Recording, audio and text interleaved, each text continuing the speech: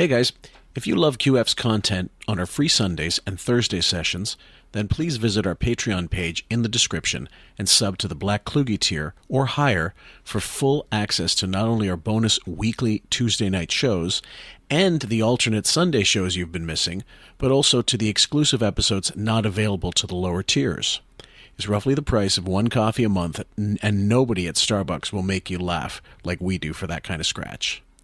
In addition, when you sub to the Black Kluge tier, you'll get 2 weeks advance access to each Thursday session on Patreon before it makes it to YouTube.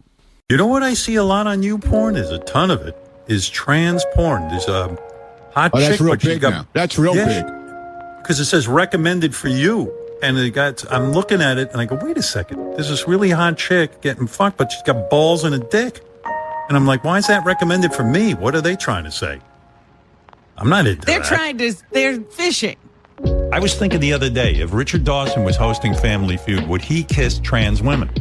We had done a bunch of phony phone calls, and I said, she's going to laugh at this. This is me being my parents, and I call in, and I'm going through a sex change. I said, she's going to think this is hysterical. She walked out in the middle of it. She was just like, I don't. It's really not my thing. I'm like, okay, whatever. It's so crazy. When you have sex with a trans woman, do you find that the vagina is a little bit higher up than where it would be on a woman born with a vagina? Because I feel like they're putting it a little higher up. I'm surprised she let you lick her lady balls, and I'll tell you why. And let's not even say lady balls. Maybe let's not even say that. Let's say you licked her ovaries, or whatever. Let's call it something. What? Ovaries? They're in her balls. The body. That's right. Her ovaries. You went down on her. Let's just say that. I'm surprised she would let you do that, because most people who are transsexual that I know that are pre-op, in other words, they don't have the vagina yet, they don't even like showing their penis and balls. I know a lot of people who are transsexual. They don't even like showing their balls or penis to any guy. I was kind of jealous because Jazz's parents are like, they take her to all her doctor's appointments. Like they're sitting there with the doctor, and the doctor's talking about giving her a vagina, and the doctor goes, "Hey, are you orgasmic?" And she's like, "No, I've never had an orgasm." You go, "How deep do you want your pussy?" Oh my God! And the parents are sitting right there. Yeah, and then they're discussing 5 inches. They want 5 inches deep, and the mother's like, "Make it deeper if you can." They make a joke. Yeah. I would like to be reparented by Jazz's parents. They let her do everything, and they're nice to her. My parents would have given me fucking shit if I fucking came home and told them I'm going to be a girl. I always wanted to be a girl, but I couldn't even talk to my parents about it, for God's sake. So, I had to straighten out. Told everyone when I was out for the summer, I'm transitioning, sorry. Then they have to love you. Then you can't make fun of me. That's right. And your new pronoun is? Them. Welcome, ladies and gents, to QF, a podcast about Howard Stern. I'm your host, Fillmore, a.k.a. Jim Fix, as we are on location, but I'm on location in Bali, and Kayla's holding the fort in sunny Georgia. And you guys just recently got a massive snowstorm, didn't you? That was unusual, like 11 years since the last squall that it maintained. No, well, I don't know about 11 years, but maybe, because we don't get a whole bunch of snow. Mostly it's ice. Like it'll snow for a day or two, and then it turns into ice, and like everything shuts down. We get really excited here. It doesn't happen that often. Yeah. But I didn't get anything down here because I'm in Savannah now. So we got nothing down here. It's cold as hell here though. Yeah, I bet. But I did see some pictures of my old neighborhood, and this was so cute. My friend posted, my old neighbor, she posted the kids in the neighborhood. They had gotten one of the big pool floats, the blow up kind. That's the unicorn with the round thing. And they were all sledding down the big hill in the neighborhood. It was so cute. So cute. Yeah. Well, they don't get a chance to do that much, I suppose. It does, because my understanding was the snow wouldn't last long, if it lasts at all. No, first, like it may not even snow for a year or two, like at all. And then when it does snow, it really only lasts a couple days, if that. So Gotcha. that's why we get so excited and everything shuts down. It's fun for us, you know? Yeah, but I believe it. But in Canada, we go the crazy carpets marketed. Whoever thought of the genius idea of cutting off a piece of vinyl and telling, not a buoy piece of vinyl, but cutting off a piece of vinyl and telling kids this is what you take to go down a hill with, and there's zero control.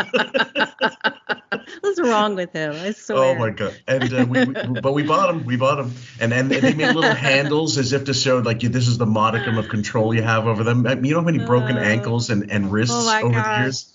Anyway, guys, that's Winter Wonderland. We are going back in the archives. This is a clip from 1996. It's November 14th, and it's Robin and Fred arguing about marriage advice. But it comes from a whole other discussion about Robin observing Fred.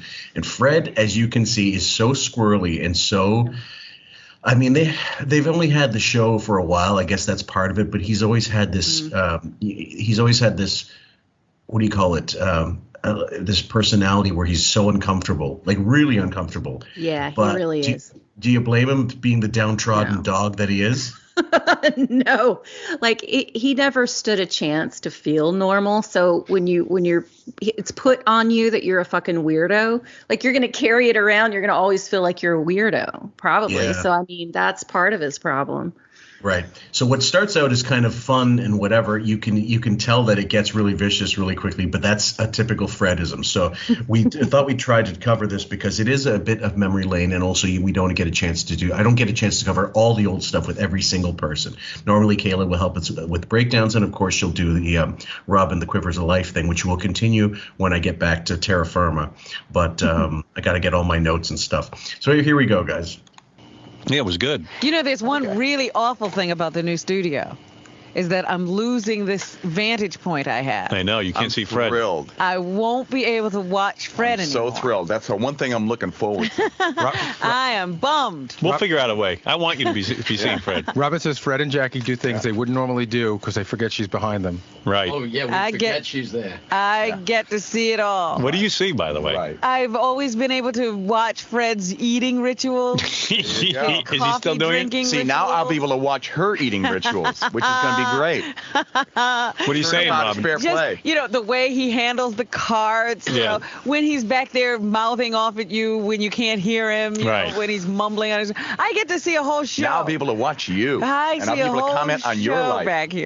I always forget that the layout changed so drastically because, we all, especially the later Stern fans like me and Kayla, we know that their setup was Robin on the right. I mean, if we're looking at this, bird's eye, the camera view, Robin in the right in a booth, Fred on the far, like in the middle of the screen, but at the back, but he from an angle where he can see her, everybody can see her.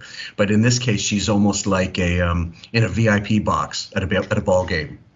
Did they ever address why they did this? It is an extremely awkward setup. She looks like she's on a TV screen here. I think it was their only option at the time. Like they had to, at some point they did the revamp of K-Rock Studios, but I from what I understood from my interview with Matt Sager, who we if anybody wants to know, it's on our Patreon. Matt used to be an intern at K-Rock, and he explained that the radio station was uber cheap when it came to refitting, just redoing studios. If it ain't broke, don't fix it. And if all you need is a mic and a bank of something to play the carts or reel to reel, they already have that. So what the fuck else do you want? The aircon? Come on, fuck off. So. Well, I'm sitting here staring at it too, and just imagine trying to have a conversation with someone who's behind you. Yeah, and your back is to them. Yeah, his back is literally, and you've got some person above your head. So awkward. Just right out of the gate, it's very strange. Well, it is, except, nowadays it wouldn't necessarily be odd if you are recording just the audio, like me and you, no video, and we're just, for some reason that we don't have webcams handy. Okay, fine. We can get it done, but it's not as natural as when you see someone and you're reacting off their reactions and what have you. But to look at someone from behind, she's like a stalker. It's so weird. Like she's a creeper up in the, in the stands looking down upon the show. It's really strange. And they're in person. It's not like there's a literal screen behind. That even makes it more bizarre that they're in person that way. Well, there is a screen. Like she has glass over her. Like I guess so. Yeah. And I don't know if that was, to be honest, I think what it is an isolation booth for possibly vocals or for someone else to just, I don't know, to make sure that they can have clear sound so that there's no ambient noise coming from other people in a bigger room, just to, record things, obviously to record commercials or what have you. Yeah, but they've turned it into her office. But when you said talk down, you were also literally, but figuratively, like she's talking down to Fred. So here we go. Like she's in the dominant position. Oh, sorry. Go ahead. Oh, no, I just said she's in the dominant position. Like she's up high. She's the top. She probably would be in this Is he still in that eating ritual thing? You know what? I haven't noticed food so much lately. It's the coffee thing. I don't sit here staring at you all the time. He's now more into coffee, huh? Maybe your fake hair's the into coffee was, like the latest thing that I noticed, and I told you about that, how he has this thermos full of coffee, and he brings in a little cup, and he, See, this is what happens when you go through menopause. You just can't follow things anymore. That's what he does. You guys are right. Little cup? Yes. He has a little cup. The top that comes off the thermos. Yeah. And what is it, a little tiny demi-tasse? He uses that as the cup. Yeah. It is tiny. She's sounding like some kind of demented school marm. Like I remember those thermoses. Like back in the old days, you had the little nozzle. There's like a couple sections to the old thermoses, and the top was meant to use as a cup. Right, I know. I guess I wasn't following what's the joke. Like, why is it funny? He's just using the coffee the way it was like 30 years ago, however long. Yeah. Like, I don't get it. And could you imagine sitting there drinking your morning coffee, eating your breakfast, whatever, and you've got this fucking twat behind you watching every move you make, like right over your head? It's so gross. This is the first time I think you've used the T word not on this show, I think. But somebody correct me if I'm wrong. But as we cover more Robin stuff, and especially the book, are you getting to hate her to John Hine levels, or is it, or in general, just hating her more? I do hate her more. I think before, I guess I just thought she was really super damaged and like just what she is, and couldn't handle her emotions and things like that. But the more that I read the book, the more we talk about it, the more I see about her. She's a horrible person. She really is. Horrible, like to her core. She's a nasty person. Yeah, and when people have asked over the years, like how does their narcissism compare? I think on some level she fakes it better a little bit with certain people. That's about it, because she fakes having these emotions, or she can be emotional about things more than Howard. His emotion is just rage, and she also spends money on people, even if it is to show off. And to show them how much, what a great gift it is, at least she'll spend the money. He won't. Right. Like she is grandiose in that way. Like she'll put on the show and she doesn't mind doing it. It's probably not that she cares in that way, but she cares with how it looks and how it will make her feel that she did that, So yeah, it is different. Whereas he has that pathological cheapness that again, for decades, it didn't bother him. It always failed, because I didn't understand NBD at the time. I knew narcissism. I knew the concept, obviously.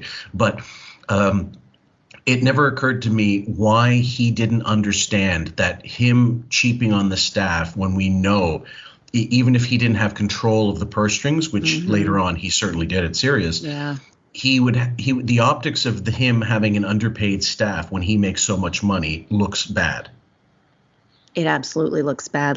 And it's not that they're just not making that much. They're making shit money. Like, I mean, you're on the most biggest, I guess, radio show for whatever. One of the biggest, absolutely, at some point. Right. Sure.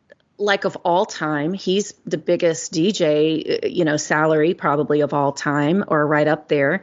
And you've got your staff in poverty. And I mean, like, this is staff that's like involved in the show every day. This isn't like the mail guy or like, ancillary people. This is like people that are like on the show, and they're like poverty. It's not a good look.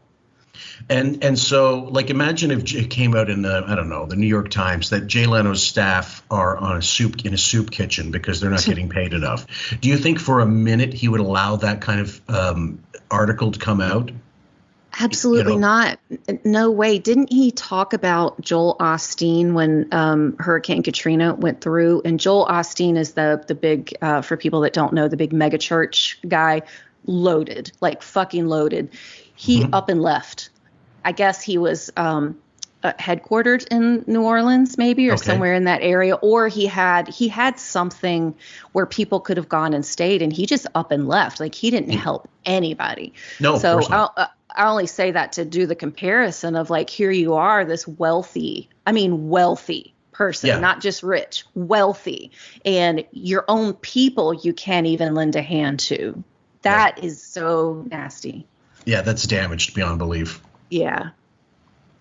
The top of the and what does it get good for one sip? Well, it's a long, tall thermos, and so he does this, and it's got about 2 sips in it. Yeah. And I built the thermos, Robin. he doesn't take off the top, that inner top completely. He just screws that up a little bit, right. And then he pours the coffee into the cup. Fred, why don't you just put it in a big cup? This is what happens when you don't have a life. All you have is cats and no furniture.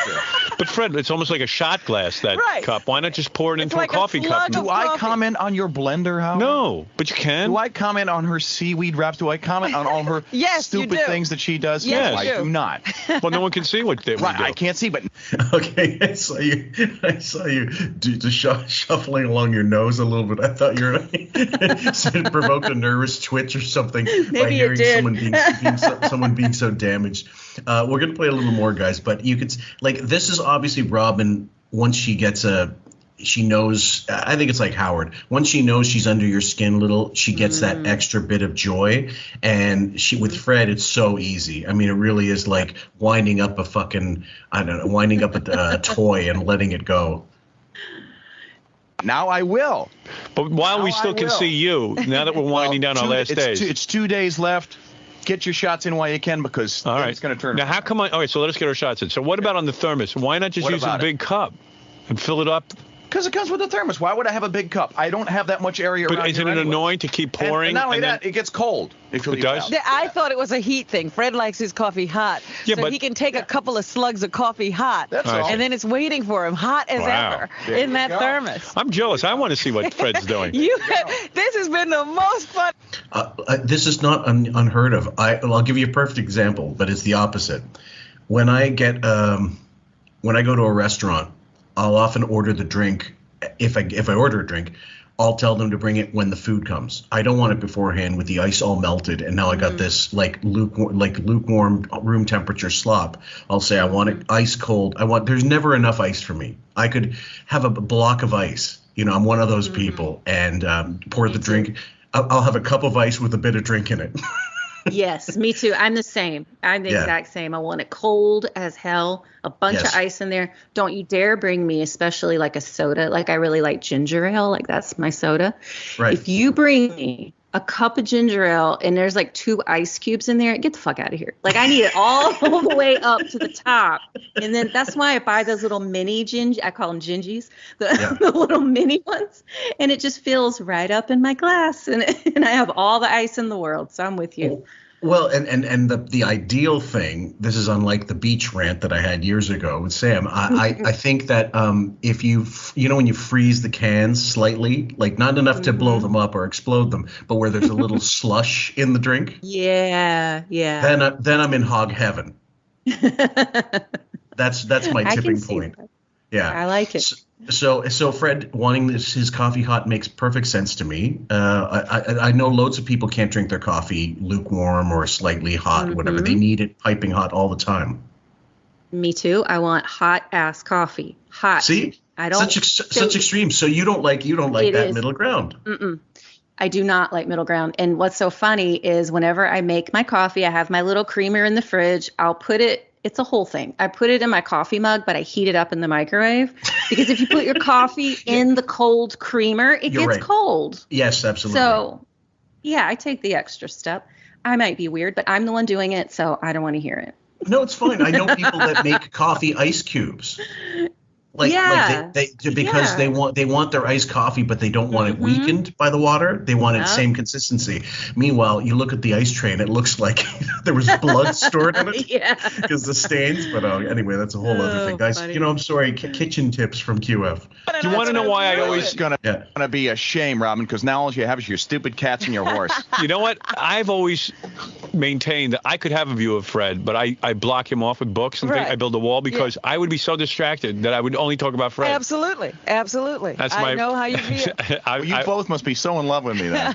So most of the time when I'm talking to you, I just focus on you because if I look at either one of the two of them, I'll get distracted. Like one time I looked over. Well, that's her unprofessionalism because she can't focus. One time I looked over and I saw Fred just doing the Jackie thing where he hits the sound effect, and I got so hypnotized by him doing it. I mean, it's like he's playing a piano. Yeah, and he really gets into it. It's called having fun. He's like a conductor all the time. Yeah. Well, you should see him. I mean, he is like Peter Duchin. As he plays that, ow. You're like Peter Douchebag. Toscanini Norris. He loves it over there. I do. But what are you saying? In the new studio, you're completely blocked? They're sitting over to the side. Then I'm going to have that changed. And I cannot see them. Then that will be changed. We can see you. I won't be able to see anything Fred's doing anymore. You'll see Jackie, but you won't see Fred. I really won't even see Jackie, I don't think. No, and it won't be the same vantage point. Like here, they're facing forward. They're really not conscious of whether I'm watching them or not. Yeah. Right. We forget you're there. Oh, yeah.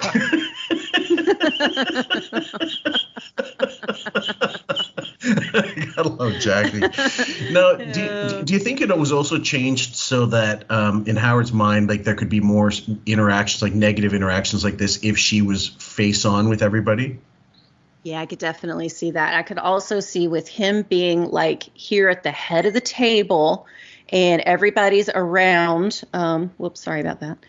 And everybody's around. He's like the preacher in the congregation or whatever, and he's in charge, and that would also give him the vantage point of like being the leader and in charge or what have you.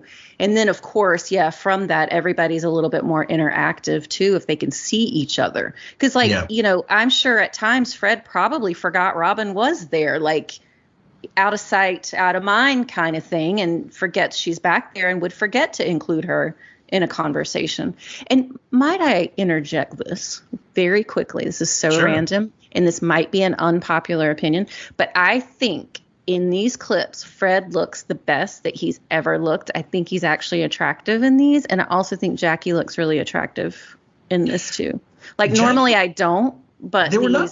I don't think they were bad-looking guys by any stretch. And certainly when they had these like guys comparison and thing, like they'd have people judge all the men on the staff, like how they looked in terms of attractiveness. Over the years, there were a couple of these, and they're all on Howard TV or reviewed on Howard TV from the old archives, the E-show stuff. And Jackie was almost always the most fit, along with Fred. And then, but fit, like their face, Jackie is not a bad-looking guy in the slightest. No, he's not. He's quite attractive, really. I'm like looking at him now. He looks like an 80s movie villain, kind of like a James Spader. You know what I mean? Like I love James Spader.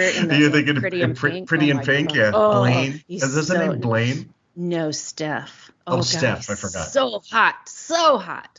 Yeah. But he kind of has that I guess it's 90s though, like 90s vibe, with this windbreaker, the little villain, sexy villain. Maybe Alan Rickman, I'm thinking in Die Hard. But in Pretty in Pink, don't you think that James Spader looked way too old to be in high school at that point? I think that. Yeah, now I think that. I look back on all those shows like, oh my God, Dylan McKay.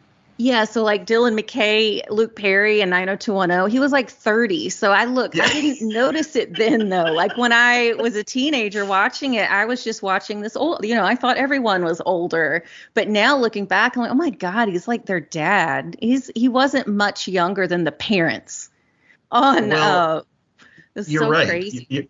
You're right. They used to do that in Hollywood. They would actually overstep, like 22 20, like Judd Nelson, 25 years old, playing in The Breakfast Club, but I bought him as like a senior high schooler. Of course. I didn't.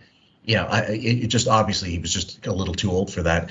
And I forget that Molly Ringwald really was in her teens. Like she would have been 17 or 18 when she made Breakfast Club, and he was quite a bit older. And do you know that John Cusack was considered for the role of Bender in The Breakfast Club? Really? Yeah. No, I didn't know that. But Judd Nelson nailed the audition, and Cusack was really pissed off that he didn't get it because he knew it would make his career. That's funny. I could see that, though. So John Cusack, I also think is sexy. He's the moody, broody asshole guy, but he's more emo to me. Where Judd Nelson is more like cool, like I'm forgetting the word we would call those guys. I think we called them hoods or something when I was in high school. So sexy. So sexy. Like you like the street rats? Yeah. The good ones. Not the there's a difference. Like he's a perfect example of that, like kind of trashy, but like really sexy. I'll send a picture of a guy I think that would be right up your alley. His name was Mike Nightmare. I mean, he did have a name. He was a punk singer, but he really was like just a hood, like a thief, a hoodlum, in the Toronto punk scene in the 1970s. But he was Irish with really dark hair, his Irish roots with really, really dark hair, wiry, like Iggy Pop frame, but always wearing like denim stuff. I'll send you some pictures and you tell me what you think of this guy. All right, I will, and I'll be honest too. Okay, fair enough. And a great singer. If anybody wants to check out The Ugly, and the song is called "Stranded in the Laneway of Love." It's a great, great fucking song. It's not punky at all. It's more like power pop. Anyway, we'll continue. You do. Right. And so I can sit here and, Fred will get into his little things where he, pours his little nuts out on the thing. And starts to, Now I can watch or, goes into his little bag and pulls out things. Yeah. And then do his little Fred still pulls stuff out of the bag? I can watch you. He hasn't done that in years. Do you still have a bag, Fred? What happened to his yogurt? Remember when he used to drink his yogurt? He used to drink the yogurt. He stopped doing that. What happened, Fred? Why'd you stop that? Seriously. I just don't. I'm not into yogurt anymore. Because Fred had this whole ritual where he would take the yogurt, he wouldn't use a spoon. He'd drink it. And he held it like this, and then he would just drink down in one swallow. Plug it. The whole yogurt. Yeah, getting that last bit out. And amazingly enough, it stopped. Why did you stop that, Fred? Where's he going? 2 hours of it on the air. Having this conversation without me. No, come on. Sit down. Come on. Where is he going? He stopped that ritual. He couldn't take it. He left. I know. Okay. Go ahead. That was so weird. Because that was weird. I mean, it's not like they were saying anything that awful. They were just making fun of him eating his yogurt or drinking it. I don't know what that means, but I guess he just had the Yoplait cup and would like pop it back or whatever. Yeah.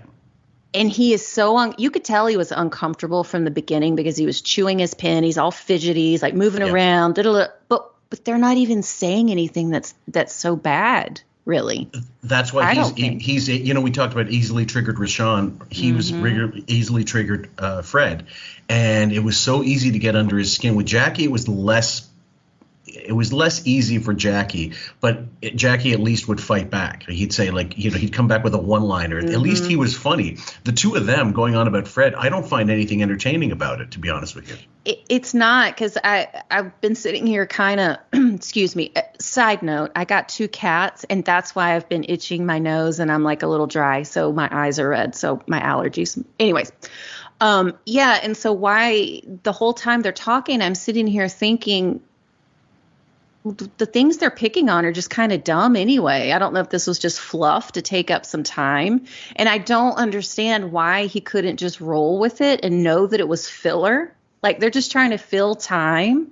It's nothing.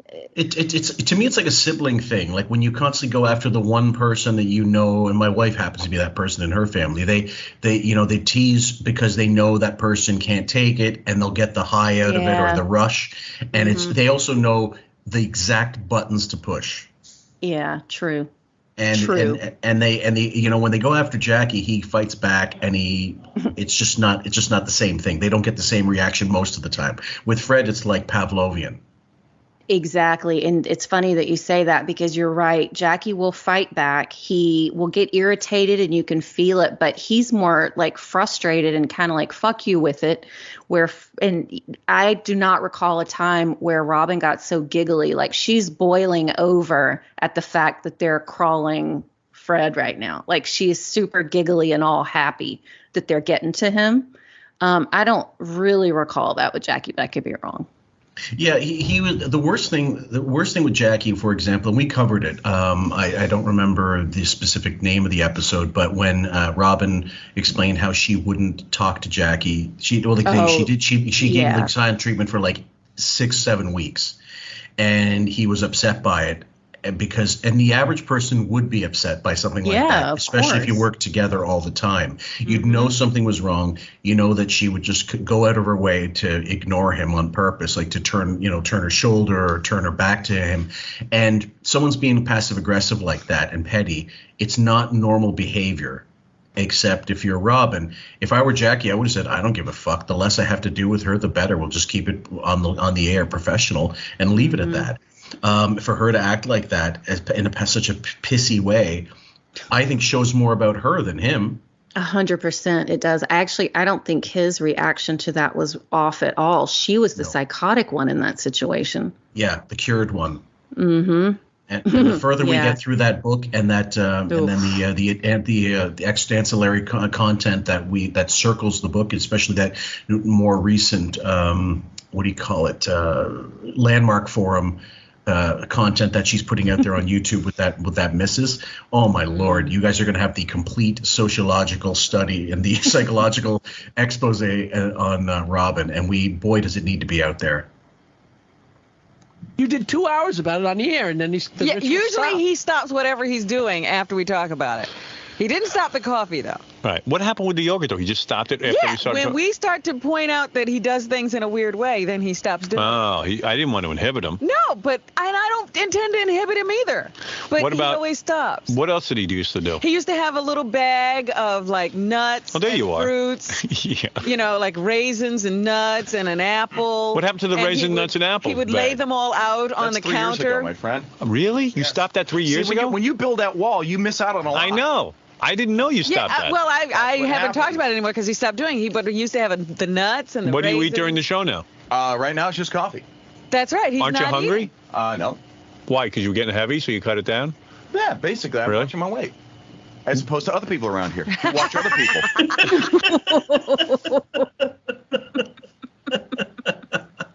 I love that.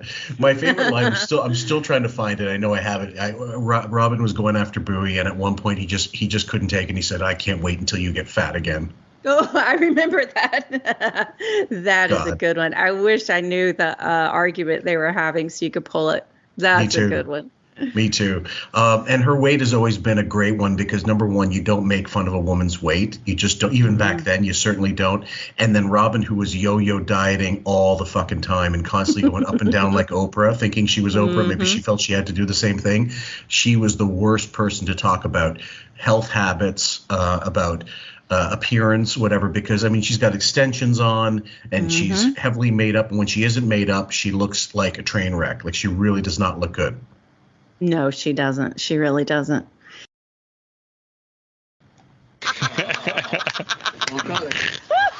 Will you ever stop chewing on your pens? No, I won't. But I will suggest that someone else start chewing on pens. Want to start playing dirty? Let's play dirty. We're not playing dirty at all. No, not at all. Dirty at all. Open the barn doors. I don't care what you say. Keep going. You did drink your yogurt. Okay. You did lay out your nuts and your raisins and your apple. And you did drink your coffee that way. Keep talking. This is so fucking catty, but this is the reaction Fred's doing now is kind of like someone has shot you with a piece of eraser and they come back and take a baseball bat to your head. Like that's the it's not commensurate to what's going on here. He's not like it's clearly bothering him so much, and you don't even have to be a body language expert to know that he is seething right now. Oh, he's out of his fucking mind right now. That's why he got up and left, and he's worse now that he came back. Now, granted, he might have gone to take a piss, but I think he was also not handling the needle. Of course, I think the timing was pretty telling or whatever. Look, I get we all get sensitive, and we have days where we're extremely sensitive. It happens to me. Like, there are certain days where somebody could say something to me and I'd be like, go fuck yourself. Or they'll say something to me and I'm like, oh, what? And then like it turns into this big whole thing. Like, it just, a lot of it does depend on our mood, right? But I feel like with him, it would be like this regardless of the time, regardless of when it was, regardless what the topic was. I think he's always going to be super touchy. He's like an open sore. Yeah, he is. And I mean, I know a few people in my life who are kind of, you really have to watch your what you say around them because they're highly sensitive. Do you know anybody as easily triggered as this? Not like this. Like, no. Now I have a friend who's super sensitive, but it's more like she would get her feelings hurt by everything. Like, I'm used to being like, you know, me and my family, we all give each other a hard time. We like, you know, what's the word? I don't know the word. Yeah. And we're always picking on each other and stuff like that. And so I don't really take a lot of it personally if I know people are kidding, right? Yes. But you can't even kid with, or she would like be hurt. And so it's annoying, but I also understand, look, not everyone's like me. Yeah. And I like her as a person. So I try to accept that, and I don't joke that way with her. It doesn't take away the good things about her personality. Right. It's just one of those things you accept as a matter of course.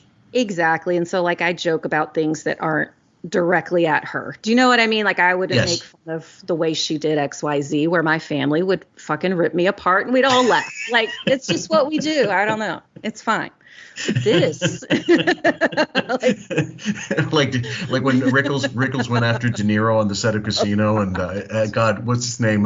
Because Kevin Pollak tells a great story on the Rich Eisen show where he gets on this, you know, like he's just watching the scene, and for the upteenth time, Rickles goes, "Wait, hold on, is that how you're gonna do it? Like that? No, you got all the awards. I'm sure you knew what you're doing." Everybody was like on the set going, "Oh my God, what's De Niro going to do?" Then he takes that laugh that De Niro does. That, you know, he looks like the comedy and tragedy faces, like he always has that weird face. He doesn't laugh like guffawing or anything. Right. And it turned out that he loved it when Rickles went after him, because when De Niro was a kid, there were two types of peer groups on the street. There were the doo-wop singing groups, like you see in Rocky, like the first Rocky on the streets, or you were in a put-down group, like your mother, you know, your mother wears army boots, that kind of thing. And he was part of a put-down group, so they were Rickles was his god. That's funny. Like, I always liked Rickles too. Like, it was mean, but it was still funny at the same time. Oh. I don't know. Some people just have a gift with that, and some people could say the same thing, and your heart would be like gutted that they would say that. Absolutely. Oh yeah. I mean, just the infamous Frank, can you come to the table? I'm seeing this girl, and she's you know, she doesn't know I know you, and if you could come over, I've got a good shot at hitting a home run, but don't do it right away. And so Sinatra goes up to the table later on, and we'll finish the espresso, and they go over, and he says, "How are you, Don?" And Don says, "Frank, I'm eating."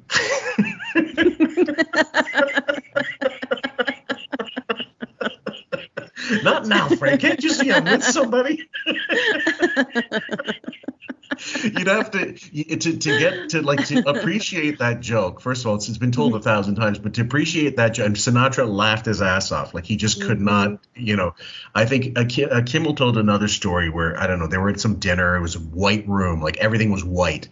And someone handed Sinatra a bottle of ketchup, and for whatever reason, he was really pissed off, probably about something else. He was often pissed off. He took the bottle of ketchup and smashed it against the wall. There's red ketchup everywhere, all over the place. Don doesn't miss a beat, and he goes, "Frank, could you pass the ketchup?"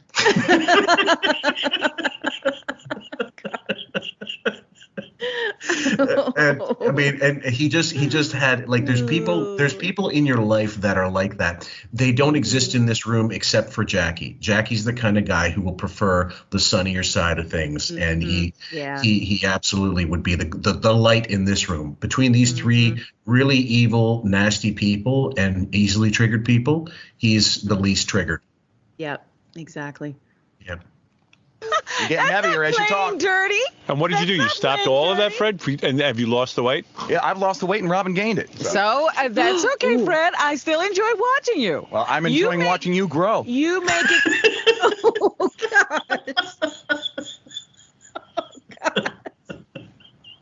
I don't think I've ever heard him be so mean. Oh, God. But in this case, aren't you glad? Oh, yeah. She deserves it, but. Yeah, she does. But I mean, at the same time, if someone made this many cracks about your weight and they were a coworker, wouldn't you be a little bit upset? Yeah, of course I'd be upset, and especially over this because you're poking at somebody eating yogurt. And I bet you $1 million that's exactly why he doesn't eat that yogurt anymore, because they made fun of it one day. Oh yeah, but crazy. But if you had to change everything that someone made fun of you about, you would what would that do to your personality? Right, like who would you even be at that point? You would be so closed off. Doesn't it fully explain why, I don't know, okay, this is 96, so by 10 years later, he makes sure his wife is no longer on the show. Mm-hmm. He doesn't divulge of himself. When he's doing something, he doesn't promote it. You know, maybe there's something at the end of the show, but he basically doesn't want to give them anything. And what he probably prefers doing what he's doing now so that he doesn't have to be under the needle. Right. That's probably the exact reason for it. He doesn't want to get picked on. So he just shuts everything off and then becomes a lump over in the corner. Was it? I think it was you that we covered the Will and Fred and the wedding gift thing. It was. I think that was a later example of Fred, again, not being able to take something that most likely was true about him, and it bothered him, like at a time when he really was not put into the fire that often. Yep, it was. It really did bother him, and I remember he couldn't just admit he fucked up. Just admit you fucked up, say you're sorry, and the whole thing will be done, but he could not do it. No. Could not. No, he couldn't. No. It seems as if I don't like you and that this is a bad thing. I'm fascinated by you. I'm fascinated by you too, Robin. I love watching you. That's all. Yeah, I love watching you too. I like how Fred talks to Robin and then turns his head. Every time you squeeze through the door. It's okay, Fred. I still love you. Yeah, sure. That's how people treat each other when they love each other. I just missed the whole show. Getting it now. I don't know. Truthfully, though, Fred doesn't sound complimented. You know how you just said I am complimented, but he doesn't sound complimented. He doesn't sound You don't think complimented, so? No. Well, that you are a good judge. It has been a tribute. I'm truly saying I'm going to miss being able to watch you, and you think it's a slam. It's part of your routine. Oh, sure. No, it's part of Robin's routine to watch. I've enjoyed every moment of this. And I've enjoyed every minute of this too, Robin. Yeah, Robin's doing a tribute. Like the same tribute she does to me when she helps point out that my teeth are too big and I need them fixed. Exactly. She's trying to help me. She's not the only one pointing that out. That's true. That's true. I get a lot of help on that one. Sorry, Robin. Yeah, I don't know how I feel about you not being able to see. I might have to put a camera on Fred that you have a view I have of my it. own personal Fred cam? Yeah. Oh, I would love that. Well, So there'll be a camera. I'm just going to block it, man. No, there'll be a camera and you can just watch. I'm just going to block it. And I have my own little Fred monitor? Yeah. So you can see. Because seriously, I don't want to give that up. I know. It's an integral part of doing the show for me. If the E people could please put in a Mars cam and put a little monitor in Robin's office so she can watch Fred, I would appreciate that. That ain't part of my deal. I see. Read my contract. Well, we have to have a camera on you. Oh, yeah, you can, but So why can't Robin watch the camera? No. No. Because you want to know something? It interferes with my working. All No, right. it doesn't. It Always hasn't has. interfered with you. Always. Okay, this is the other thing is it just occurred to me. It has occurred to me in previous episodes too, where we focus on Fred. Always has. All Always these made me 15 very years. self-conscious. You mean we would get more work out of you? I've never done as good a job with Robin watching it. Really? Absolutely. Interesting. See? How would we know? You don't do anything, so how would anybody know? There you go. I do as much around here as everybody else does. All right. So while we had a little room service break, sorry guys, we had not together. Yeah. Don't start any rumors. That's right. I was handing the guy cigarettes. Yeah, I was just saying here, this is not that was that we usually tip them at the end of the stay. What happens is like we were talking about the motion that Kayla pointed out that Howard noticed Fred doing the head turn after the finishing of everything. So we were discussing how it's got to be Pavlovian the way Fred's doing it, and it's him. Talk about what you thought it was. The fact that he had to be facing, sort of semi-facing the window. It was almost predatory. It was. It now that you say that he was like facing the window, it's almost like he was looking for the exit. Like if he needed to like run and like bolt. Get somebody or like get away from someone. I don't know. Yeah. One of those, but I will tell you it was creepy. I ask everyone to go look at his face in this video and how his body language is coming out when it is so bizarre and a little frightening, to be honest, because the level of internal rage that's happening, like he kept shifting to the mic because he had to talk into the mic, but then he would immediately go right back. And I don't know what he was looking at or like what he was doing, but it was so bizarre. And when he would start talking into the mic, his face was like so tight and just so like whatever that is, it was weird. It was weird. It's certainly disturbing, and I understand, and people are going to maybe point this out in the comment section. We know that his background was at the very least troubling. Like he had a horrible childhood, mm-hmm. and understandably is a little skittish about certain things. No one's going to deny that, but at the same time, like it's not understood why it's got to manifest itself in this way. He's turning his face so that she can see some aspect of his face, not the entire, he's not going 180 like The Exorcist, but he's, which is actually 360 like The Exorcist, I suppose. but he's making it a point so that she sees part of his face as if to say, remember this face as it's choking the life out of you. Ooh, it gave me the creeps when you said that. Oh, right, but do you know what I mean? Like, and while we had that break, I said, what if he's like this with gas station attendants who don't, offer full serve, or don't squeegee the windshield, or his wife that she fucked up the eggs one day. This is that weird behavior, that weird anger, rage behavior where I could see, him losing it at the gas station and like stabbing somebody. It's for just little thing. Over something small, like whatever. The guy says something to him rude or offensive or whatever, and like this is that behavior where he's got a knife in his pocket. He just like. Honestly. He like stabs him behind the building. Like that's how frightening to me. And I'm not usually like, I don't try to be super over the top with that stuff. But this, like, I'm not being funny when I say he's a little frightening to me in this, the way he was acting. Well, yeah, I mean, it's kind of the reason why you don't necessarily want proponents of, like people who want to have guns to be people with, mental issues or, I mean, not that I don't want to make it a gun issue here. I don't care. I really don't care. Well, being a Canadian, it's not as much an issue. But if someone wants to pick up a hatchet and do ill, they can do it. They want dinner forks. They want butter knives. You could do anything you want with knitting needles. I get it. But someone like Fred, I would absolutely be frightened if I knew that was his personality and I was in his home and I knew that he had guns in there. Mm-hmm. I would absolutely lose. I would not go. First of all, I would never go. Right. That's the stuff where you wouldn't be able to sleep after an argument with him because you would be so paranoid that he was going to do something. And, I don't know. Like, I hope we are just picking up on something that's not really there, but I don't know. I tell you, that was some weird shit, that behavior. Yeah. And we've always said he's super defensive. He's super weird. Yeah, he is. But this is like a whole other level. And I don't know if things had been brewing for a while on the show, maybe, and it was built up. So this came out in an extra kind of way during this moment. But his face, I'm telling you, that was like psychotic. Anybody wants to look into it, look up the Greyhound bus killing. His name was Vince Lee, I believe. It's Canadian. It was Canadian. Like it was something on the Fifth Estate on YouTube. And the guy was sitting next to a passenger on a Greyhound bus, completely lost it, took out a knife and fucking beheaded the guy next to him who was sleeping in his sleep. One of the cops that was on the scene has since committed suicide since there because he couldn't take the imagery.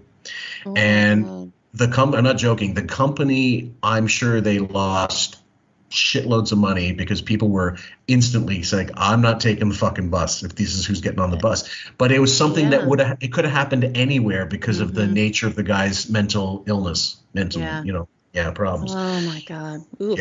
Yeah. So any true crime people want to check that out, by all means. It's fascinating, but Adam, I'll be in touch later. We're going to find the story and watch it. It's brutal, I'm telling you. It's one of the things when I read the story, I was horrified. But this is something that happened in my wife knows people who lost a father and a cousin because of some guy in the community that went off his meds and was completely delusional and attacked them with an axe, basically. Oh my God. That's awful. Sorry, guys, we're getting into dark territory here, but listen, Fred started it. Fred started it. He did start it, damn it. The only thing better could be John Hine to come in now, and suddenly God. Kayla would get a double dose of hatred. Well, I had no idea you stopped eating during the show. So when do you eat? After the show? Yes. What time, like noon? Whenever we get off. God. No one had any idea. Do you eat before you come in? Do you have a breakfast? No. Really? Yep. Just coffee till noon? Just coffee till noon. No kidding. Do you still exercise? Works for me. Yep. Wow. What kind of exercise? Running, whatever. And you don't eat till noon? You don't wake up hungry? Don't eat. Nope. And what do you eat at noon? Like a chicken sandwich. That's it. And then what do you eat for dinner? Because your wife doesn't cook. When did it become a police interrogation? It is, isn't it? It is an interrogation, and I'm like on edge watching it because Fred is on edge, like waiting to see where it goes. It is like one of those scenes in Miami Vice with the big spotlight on the guy and the heat, and then there's a little propeller on, fan in the room just to show you how hot it is in Miami. Fred has a little drip of sweat. Drip of sweat. You're trying to beat the confession out of him. Either chicken or something like that. That's it? Chicken, fish, whatever. That's it. And no pasta? Do you cook that or do you order it in? No pasta. No carbohydrates for dinner? Potato. That's it. 2 meals a day. 2 meals a day. And no nuts in between or anything? No nuts in between. Wow. And you don't get headaches and you're not hungry? Nope. Do you cook or do you order in? You got to be kidding. Cook? Not me. Is your wife home for dinner or she's out? She usually leaves around 5 or so. Oh, she does. So you have dinner yourself? And I don't eat past 6, so. Oh, so you have dinner with her? No, he doesn't. Sometimes I don't. No wonder if I'm lucky enough to see her, I will. No wonder you want a divorce. It's true. The guy has no companion. Right. What about on weekends? Is she working too then? She works 2 shows Saturday, 2 shows Sunday, man. Wow. But you see her in the morning, don't you? No, I do not. Oh. That's a little fucked up. Yeah. All right. First of all, Howard made the comment, no wonder you want a divorce. And he didn't deny it. Fred didn't say, no, I don't. Why'd you say that when he's defensive about everything else? So clearly this was a rough period. Oh, yes. That might explain why he's so touchy. Yeah. But it is, I guess, all right, so I might be unpopular opinion here, but I feel like if you're married, whatever, married or not, whatever, together. And you're together with someone and one of the two people has an opportunity to like do something that might be a couple months away, I feel like why not go do the thing? You'll live. Like it's just 2 months. Like do the thing now. If that's the lifestyle. And that would be the way that it is like the majority of the time, then I wouldn't want that. But I don't think somebody should put their whole entire life on hold or Do you know what I mean? Like, I feel there's no. I understand. If it's habitual, it would be problematic because you're just not spending any time together. Now all of a sudden you're sharing. You're roommates. You're like Jack, exactly. Jim, and Chrissy or Terry or Cindy. But the problem is, of course, you've got an entitled, useless tit like Fred, because he's got this massive ego. He's like, and along with this thin-skinned pussy, thing comes with a guy who thinks he's way smarter, way more talented, better singer than he actually is, better guitarist, funnier, all these things. And he also married a girl who he met in a contest on the fucking show. Like, this is the one thing. If I were Fred, I would have an ego the size of a molecule. This is different. Like, I agree with you in this duo, right? Because she's clearly a climber, and if they're already having problems and she's that kind of person, I don't know anything about her, this is just obviously speculation, but say she's that kind of person, then he's probably at home freaking out that she's out having sex and like screwing around while she's doing this play or whatever. So of course that might cause a whole other situation of, what's the word? Insecurity and like worry and stuff like that. Yeah. I just mean like in a regular marriage, if it's an opportunity, that's different. But yeah, their situation completely different. So he probably has never had trust for her ever. Yeah. Like he probably always wondered, like, if I wasn't on this show, you probably wouldn't be with me type thing. That's it. Yeah, it's like the guy, the sort of, well, we won't say ugly, but let's say the average guy who becomes Bill Gates, right? Now, Bill Gates is not an average guy. He looks decidedly unaverage, well below average. He looks really, he never looked like, he was never, he wasn't exactly a young Paul Newman at any point in his life. But you're always asking, is it me or the money? Like, and if you're comfortable with the idea that, she's with me for the money, then I guess you can live with the rest of your life unfettered by that insecurity because you know what it's about. Fred doesn't have that security, and the show, by extension, doesn't help him get secure because they're treating him like days like this. Exactly. So he's never really left. Again, we've said this before about Howard, how your work life for these people ends up becoming a replication of like where you came from and like all your problems and just a recreation of your family. It's probably the same for him. I would imagine he grew up being treated like shit, being put down, being picked on. He probably was picked on a lot on everything he did. So he's already self-conscious. Yes. Bullied.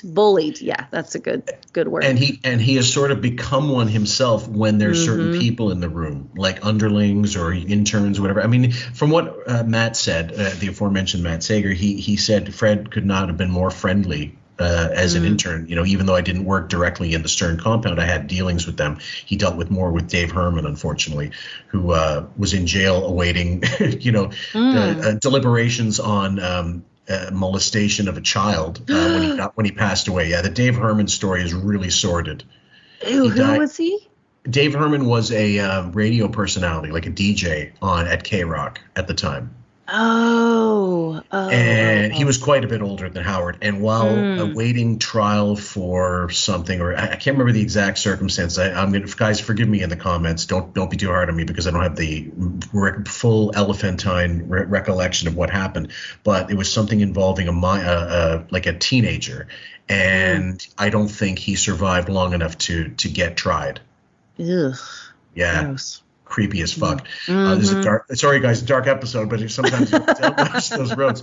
Now, the other thing is, of course, that he's got this social climbing wife, and later on we speculate, because what Kayla said is also based on prior coverage of QF on Fred, like other Fred episodes or Fred-centric episodes, things he's done in the past.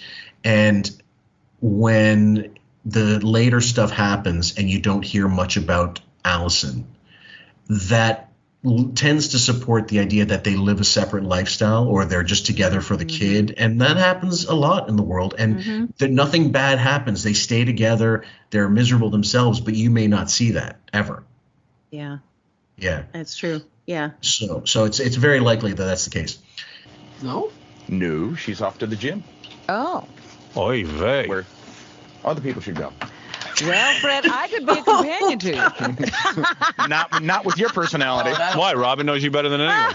She already knows all your And I faults. know her better than she knows herself, and I would go nowhere near her. Why don't you move in with Robin? She has a new See, 70-inch stranger. you know what? You always furniture. hurt the ones you love, Fred. You always hurt Albin the at ones least is you with love. you. That's why you're torturing me. I have never hurt you. She didn't torture Never you. hurt you. Much. All I've done is, No. you know what? Why don't you move in with Robin? She has a new See, 70-inch you know what? stranger. You know what? You She's always got hurt the ones furniture. you love, Fred. You always hurt Robin the at ones least is with you. That's why you're torturing I me. have never hurt you. She didn't torture Never you. hurt you. Much. All I've done is, No. you know what? Have you She ever doesn't know what love is. That's, ever seen a person who has a child? They tell you everything that child has done. Why? They love. They love it so much they can't stop watching. Right, and your father loved you so much he molested you. Is that how it works? They love that child so much that they.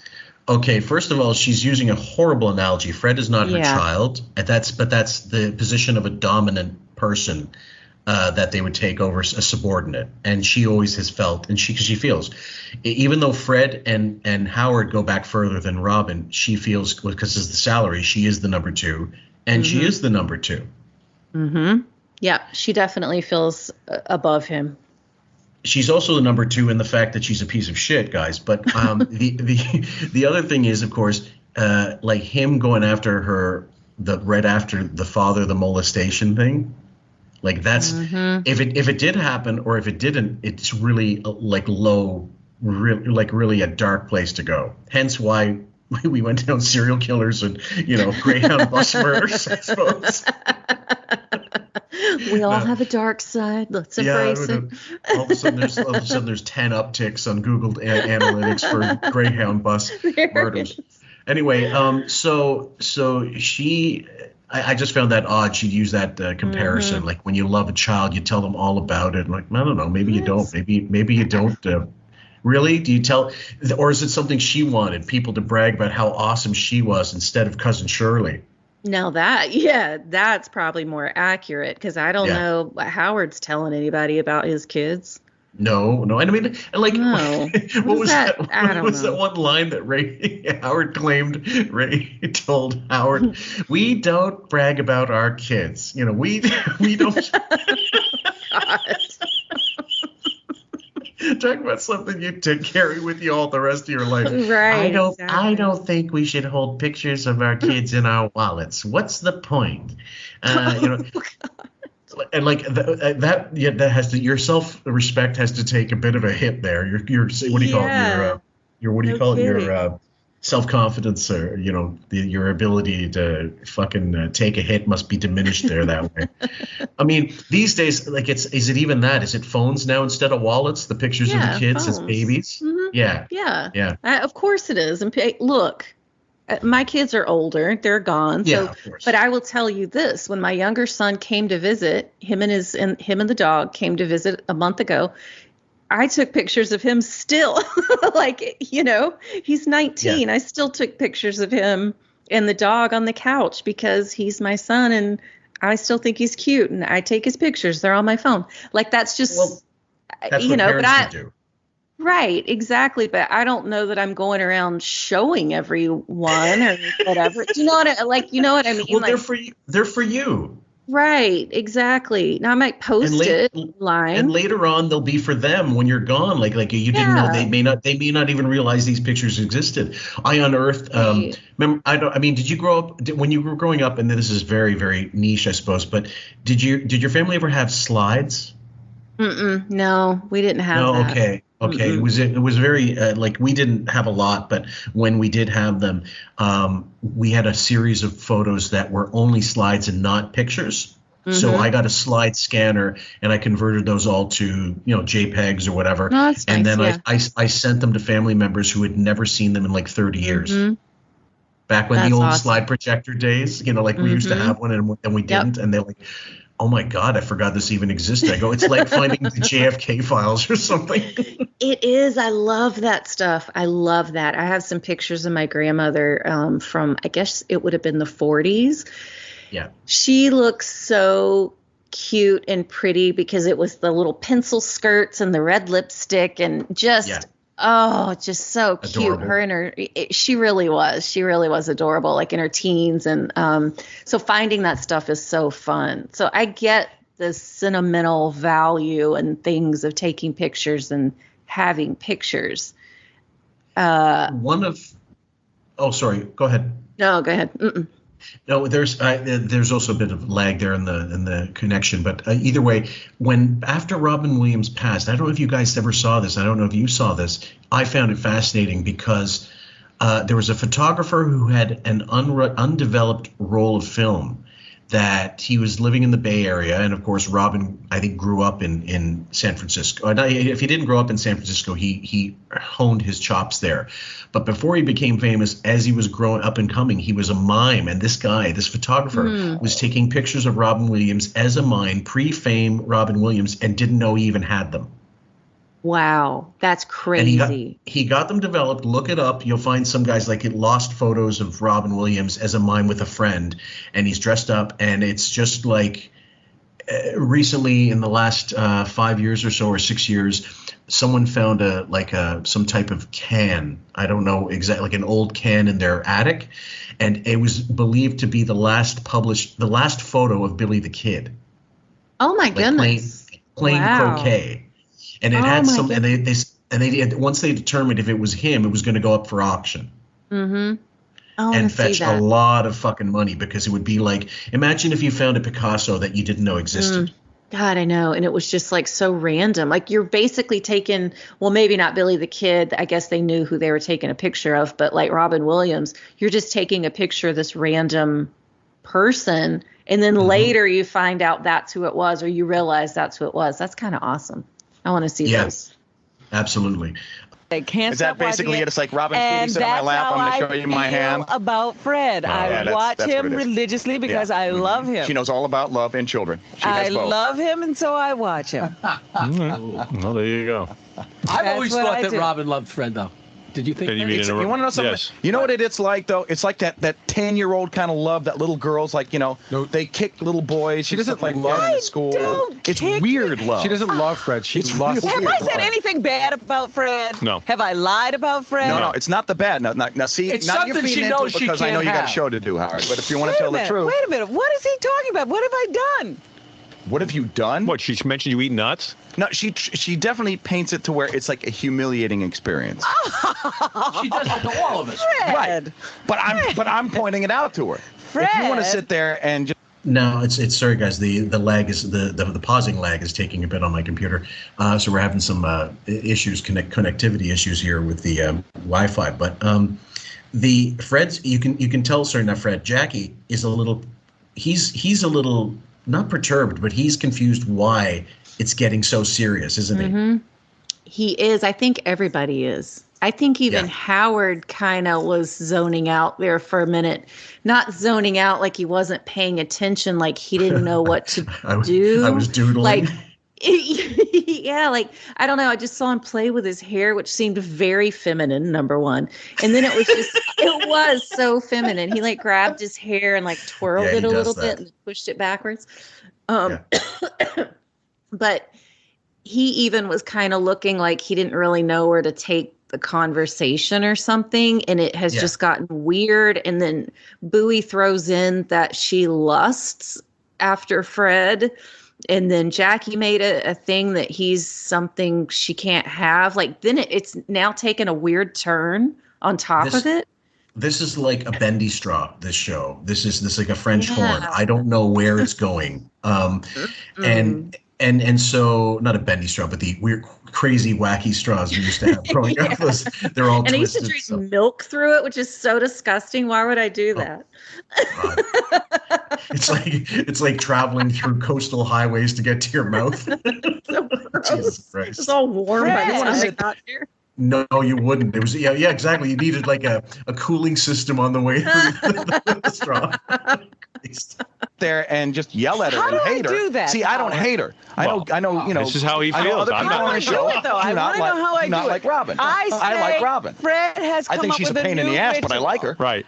if I say Fred has come up with a new ritual, and I just tell you what it is, he gets insulted. How is that? Because he's very sensitive. He is sensitive, Yes. but it. And you're not. I have done nothing. And you're not. But observe and report. Right. And Robin's not sensitive.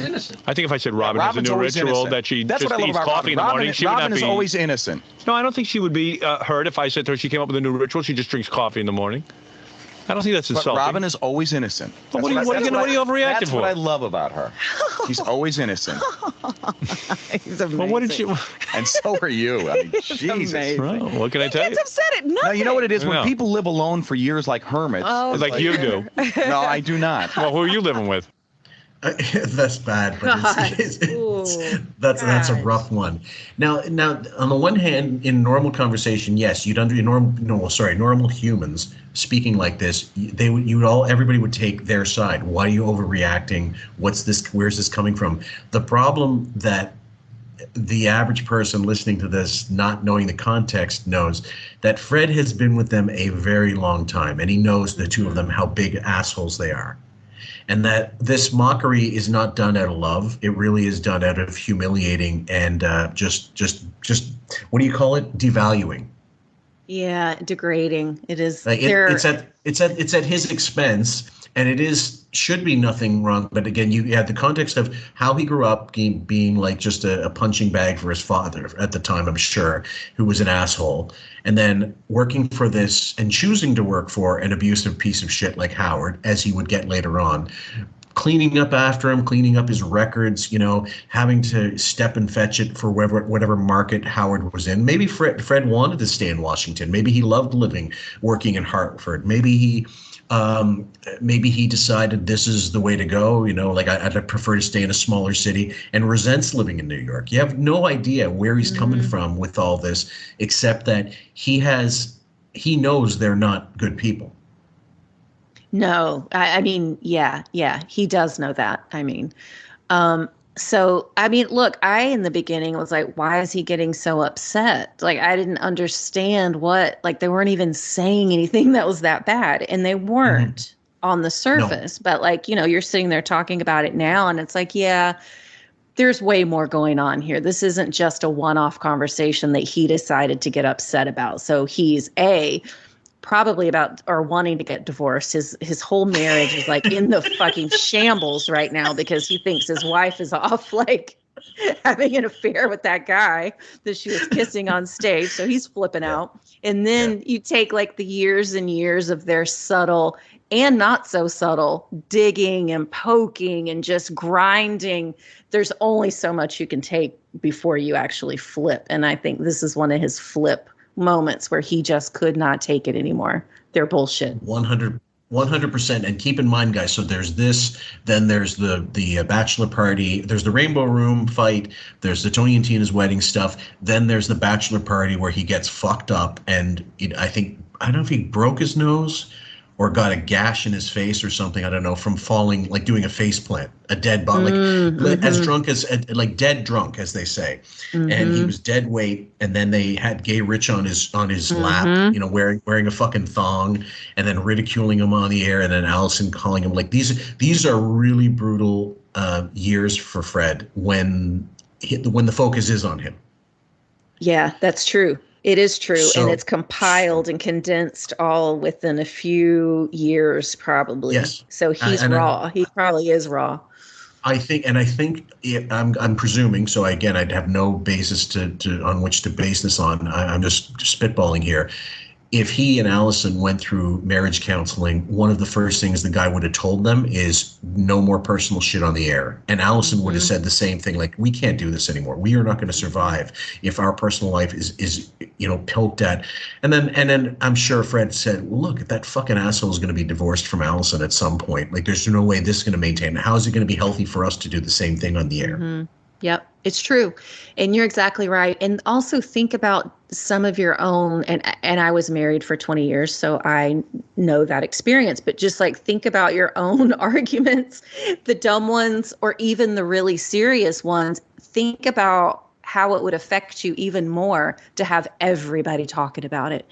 And they're talking about it in public, and you're getting made fun of, and your wife is getting trashed on the air what that would do, like to you as a person, having somebody talk about your spouse, whether or not you are happy with them in the moment. You don't want to fucking hear that. And then you go home and they've talked about you and she's like, it's a whole thing. It couldn't be good for anybody's marriage, honestly. Well, let's do the Howard Stern math here. Howard divorced, remarried, but got divorced. Jackie divorced Nancy. Artie split up with Dana. You know, they weren't married, but they did break up. Fred and Alison, we have no idea, but we conjecture that they just have married for the kid, and they're staying together for, maybe financial reasons as well. But they're very, very strange relationship. Gary and Mary still together, but again, that's not a healthy relationship in any sense of the word. The way Bowie has to defer and be like Mr. Mom all the time. Maybe a good father, but I don't believe there's any love in that marriage personally. It just go up and down. JD got divorced. Ronnie got divorced. There's more divorced people on the show than married people. That's all I can say. Yeah. And yes, there's statistics that bear that out in the population, the general population, certainly in North America. But it seems funny that and Mr. X no longer with Robin, like that was a relationship she had and that went away. So what does that tell you about this nest of vipers, guys? Absolutely. And even the Mr. X and Robin thing, that was the last real relationship that she had, like long-term and an actual real relationship, because they were together quite a while, I believe. And it's been nothing since. That was 20 years ago, if not more? Okay, so Mr. X, I can't remember the full timeline of her and Mr. X, which I believe it would have been 96, maybe 95, going into the early 2000s. And then suddenly you don't hear from him anymore. And she explains on, I think Bubba's, I can't know, it wasn't Bubba's show, but she explains she split with him. And then you never see anything. And Florentine was not a relationship. That wasn't real. I'm sure. No, it wasn't long term, first of all. And second of all, he was on the road. That was a very that was a blip, I suppose. Sure. Yeah. I mean, they dated. Yeah. I'm not saying they didn't really date or anything like that. I just mean real, genuine relationship, like real. And spending a lot of regular time with each other as opposed to every weekend, getting a dinner, going to see a movie or a show or something like that, like sporadically. That's not really, that doesn't count. That's not what we're talking about. Right. And no disrespect to Jim for that. It's just a matter of like, the day-to-day stuff. Honey, can you get my socks? Did you clean this? Did you take out the trash? That's the relationship stuff that isn't fun, isn't glamorous. Yeah. Anyway, guys, we're going to leave it right there. We're going to play off the rest of this and make a second episode based on the rest of the audio and video. And we pray to God that this makes it to YouTube. If it doesn't, you on Patreon will all get the benefits of the audio at the very least, and on Podbean as well, and Spotify. Any shout outs, my dear, to the adoring QF masses? I'm going to shout out to Adam Prawl, my true crime buddy. And just to say, we both at the same time had to take a break. And I forget the show he was watching. Maybe I remember, but I'm not going to say what it was. I'll let him say what his show was. My cleanse show is I started watching a roller skating competition show, and because I needed some goodness in my life. I needed to take a break from like the true crime and stuff. But he's my true crime buddy. We talk about it a lot. So I'm going to shout him out. Also, I just think he's a nice person. So there. Well, perfect. And one I'll throw your guys' way is a little Canadian content, and it's a reference that I don't use very often, but look up Clifford Olson if you haven't already. He died of cancer while in a hospital in Quebec, I think, and exactly how it sounds. Clifford, like the big red dog. Clifford the rapist and like child molester or whatever. He was incarcerated for a good 30-something years, and Olsen, like Jimmy Olsen, Olsen. And it's a strange case of serial killers in Canada where he actually negotiated with the Canadian government, very controversially, the locations of some of the bodies that he buried in exchange for money to his spouse and his kid, like to be given to them while he was to help them. Yeah, and in order to bring peace, closure to the families or whatever, he released this when, it should have been, you give them up, we'll give you maybe 5 life sentences instead of 6. Anyway, that's that for the rest of the episode, guys. We hope you've enjoyed this one, and we'll talk to you guys later. Have a good one. Bye. How you doing, man? I'm doing fine. I'm just doing great. If you weren't a boxer, what would you be doing? To lie to somebody. Do you think there should be random drug testing for athletes? Yeah, but most athletes are more clean anyway. They just go to a head thing. I mean, they going to they just make everything clean. So yeah, they should. Can't believe he went into boxing.